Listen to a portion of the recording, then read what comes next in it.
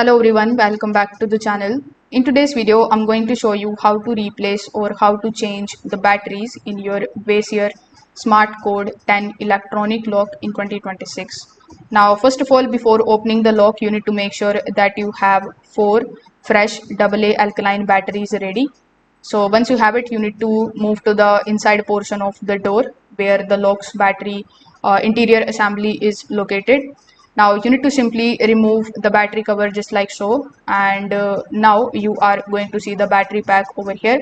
So depending on your SmartCode 10 model, the cover may slide off or require loosening a few screws before removal. So after doing so, you just have to simply locate the battery pack at the top of the lock and you need to carefully slide it out. So once it is removed, simply take out all the 4 old batteries away, and while battery pack is open, you need to quickly inspect the contacts for dirt and corrosion.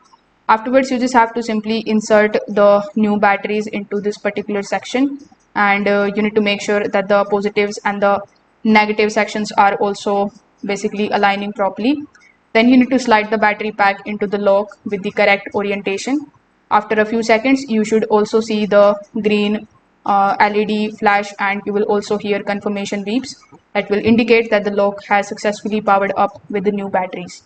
So you can reinstall the battery cover and test the lock several times. So that's how you can basically do it. If this video helped you out, make sure that you like this video and subscribe to the channel. Thanks for watching.